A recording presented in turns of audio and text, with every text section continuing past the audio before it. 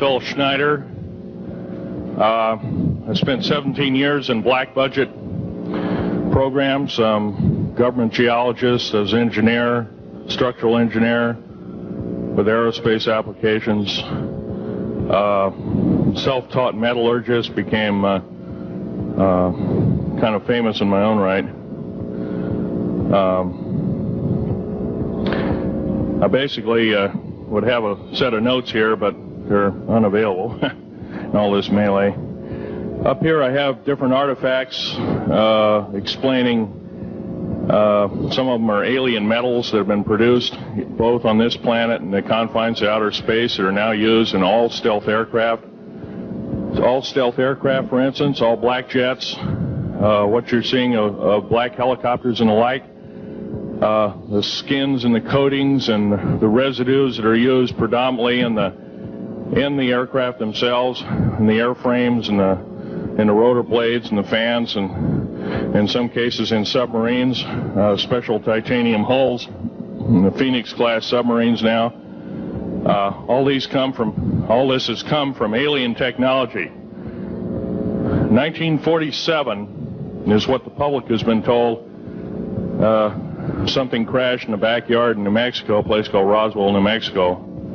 Unfortunately, that's what the public's been told. The military's known about the alien question for the better part of 70 years, and they first saw their glimpse of what was going on as early as 1909 in the American Southwest. Now, Army cavalry evidently were chasing some bandits, and they entered this cave.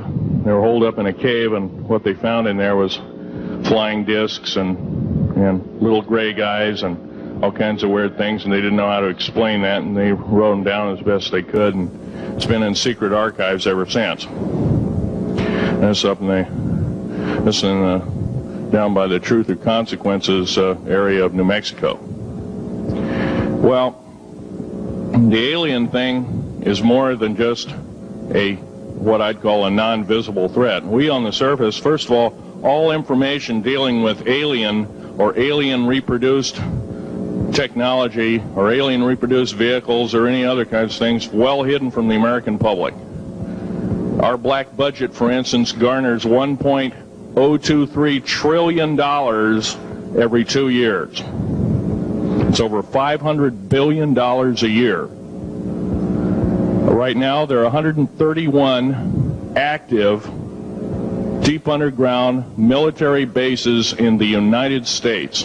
There's 1,477 of them worldwide. Each one has an average cost of $17 to $19 billion. Each one is built in the site. It used to be it'd take a year to 2 years to build each one, and now they're capable of building a couple of them a year with sophisticated methods. My colleague Al Bielik has actually been on some of the high-speed railways, the magneto-leviton trains that connect all the deep underground military bases within the United States. He's been on a Mach 2 train and floats off of a single rail at 3/4 of an inch off the rail, and is what you'd call high tech. We have nothing like this on the surface. The public basically has been totally lied to. We're considered stupid or even moronic in some cases. It's got to stop. If we're going to gain our country back, we must, and I repeat, must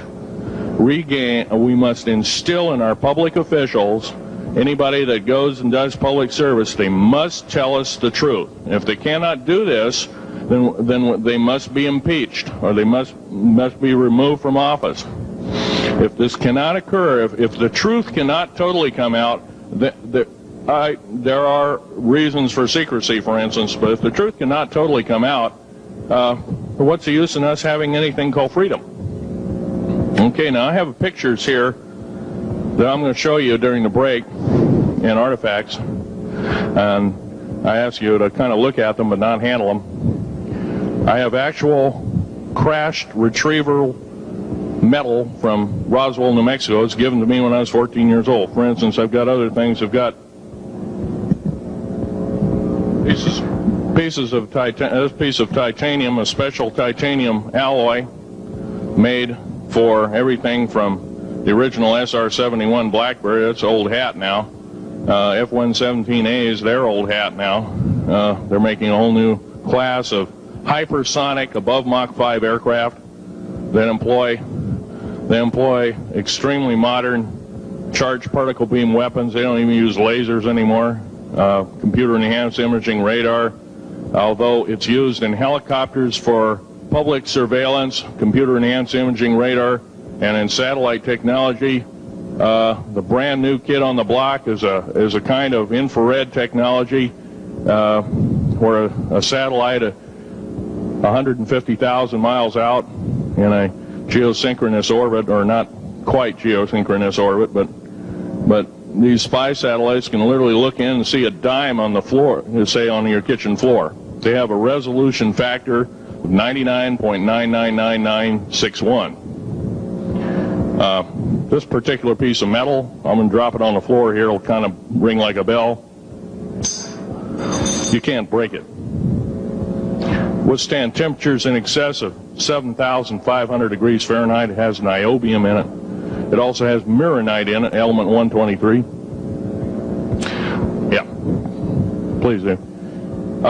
It's in a non-crystalline form. This is just kind of a dripping out of the main crucible. Here's a crystalline example. It's in the scalenohedral crystalline form. We got this from the large grays technology.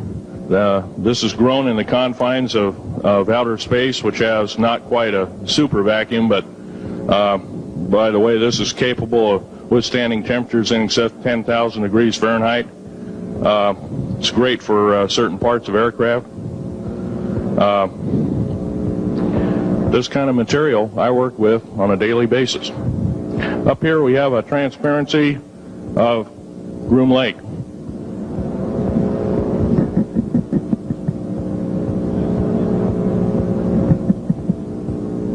Groom Lake is where the infamous Area 51, S4, S2, a CIA base, it was originally a bombing range, a nuclear test site. It was later become the most secret base in the United States. It employs over 18,000 workers who work in shifts of 12 hours at a whack. Most of them work in the cover of darkness, like us. We built 9 underground military bases there, each with an average capacity capable of basically a city underground, roughly 4¼ cubic miles hollowed out underground. They have boring machines, for instance. They don't bore, they literally vitrify and melt the rock, deflagrate the rock. It's a very sophisticated laser melting and deflagrating system. It reduces the rock to a powder and then melts the remaining rock as a coating on the inside of the base, so you don't have to use gunite cements and other kinds of things like that. That's all old hat now. Technology is just basically, the new technology we get is the old hat of the military. I'm going to be real brief about it. I carried a level 1 security clearance, the Rhyolite 38 factor. There are very few of us, there's nobody except myself, to my knowledge, talking like this. Nobody. I'm breaking the law. I'm breaking world as well as federal law, coming out and even talking about this to a group of people. I love my country more than I love my life. 2 weeks ago, I was shot in the shoulder.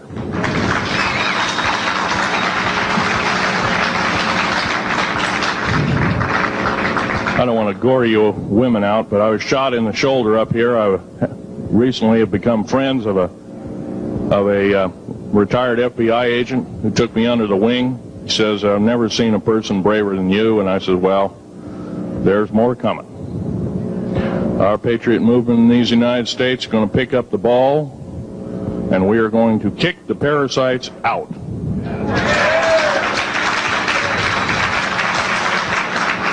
First of all, George Washington and Thomas Jefferson, a few other founding fathers, Patrick Henry to mention a few, all had visions that these United States is going to live 700 years from where they were standing, and that was somewhere around the the late 1700s, early 1800s. So you can count this country. This country isn't going to go to a new world order.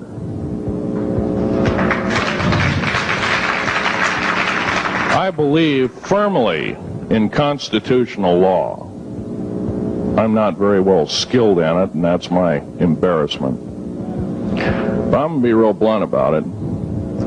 The government that is now instilled in ruling over us are ruling as we're serfs and they're the kings and queens. Now, that's a feudal system. That isn't even a democracy. We are now being ruled by an autocracy and a technocracy. In other words, technical knowledge as rules as king, with a feudal type system. Feudal systems haven't been used in the last 350 years, and they're coming back like gangbusters. If we are complacent, if we do not speak out in droves, and I'm not just talking about me, I'm talking about a bunch of us getting together and getting on this stump and loving our country more than we love our lives, getting on, some of us are going to get killed. I almost got killed a couple of weeks ago. Hadn't been for an FBI, a retired FBI man who risked his life, his career, everything, put it all on the line, and he didn't know me from Adam. A week prior to that, he listened to one of my tapes I gave up in Post Falls, Idaho, and I'm going to be very blunt about, he said that we need a lot more of you, but unfortunately we're not getting anybody. Well, I'm not the best speaker in the world, but I'm trying to relay to you that we need to get out and seriously get the message out. These shows are great. This hall should be absolutely packed, standing room only, and we should be getting the message out to as many people as we can with as many shows as there is it possibly to reach. The many is the public. We ought to get on talk shows. We've got to get on news shows and TV shows, and we have to really get the message out. And I think we're doing it, but it's a little bit slow in the first part. That's just that part of what I want to say. In working with the black projects, I was very loyal. I was picked because I was very strong mentally. There's a bunch of us that were picked because we don't crack under pressure. We don't freak under pressure, so to speak. Everyday events don't bother us. Now, I was involved in something very controversial, almost totally unbelievable to most of you. Some of you are religious people. I think all religions have a time and a place, and they definitely have a place in America. Now, another thing I want to reach to you is that during the unbelievable part, I was involved in building another base inside of Dulce, New Mexico, which is Los Alamos Laboratory. It's a biological laboratory. On the southwest part of the Archuleta Mesa, we built an underground facility, a better part of 3 cubic miles hollowed out underground.